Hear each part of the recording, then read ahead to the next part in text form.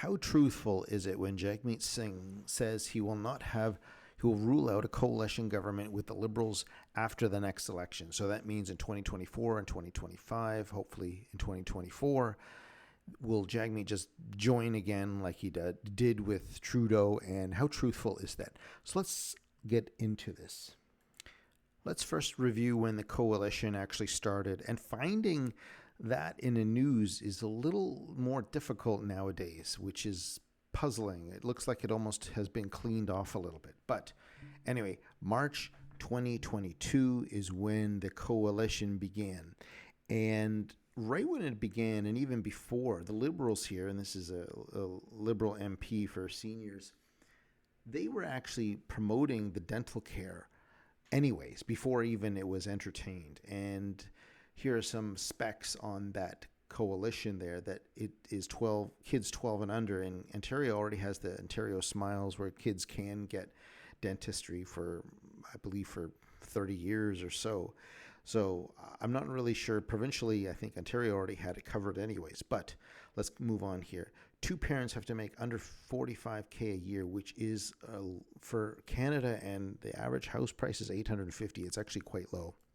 So here's another example here. In April 2022, Chrystia Freeland, they already had money in for the dental care before the coalition was announced. Or this is after. This is a month after. And this one right here too, Omar was bragging about it. So Liberals were already, they made a deal, but they were promoting it that they are the ones that planned it already, which is a little bit suspect anyways. And here's an example too of the news release in March 27th, 2022, that the coalition began. Let's listen to Jagmeet, what he said 6 months before this happened. Let's have a listen. I know during the campaign, a sort of theme of your campaign was that despite what he says and the promises that he makes, that you can't really trust Justin Trudeau. Does that make it difficult for you to entertain any kind of agreement on legislative priorities at any level? Yes.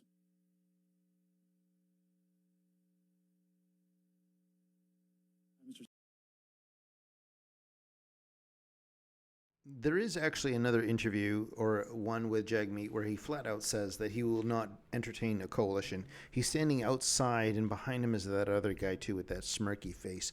So anyway, here we have a look at the coalition, and they say no, it's not a coalition that they made. And this actually was in March 2022. So this is really right after it happened that they were saying it's not a coalition, but it is a coalition. And let's look at what that actually means. That means that, all these bills here that keep coming in, that means when it's a coalition, for example here, this one, Karina Gold, that means if you look at it by political affiliation over here, when the Liberals vote for something, they demand the NDP vote with them. So that's why they're always in line.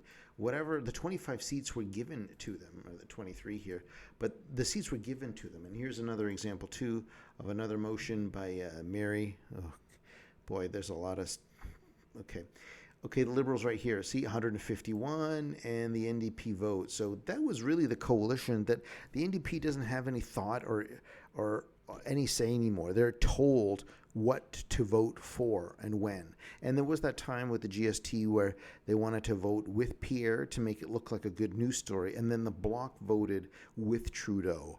And that was an example a couple of months ago where they're all just playing games because the Bloc already have a GST the best deal in Canada anyway. So why they're voting for carbon tax reduction for outside of Canada and they don't care was a bit bad. So let's go back to the example here. No, it's not a coalition. So they keep saying that it's not a coalition, but it is a coalition, and I find that very puzzling how they do that now, or they want to do that to distract. And right here is the rules out the coalition, the newest one. So this is the one here of now, the end of 2023, where Jagmeet is saying he won't. So there's some proof now that Jagmeet said he would never have a coalition with the Liberals, and he did.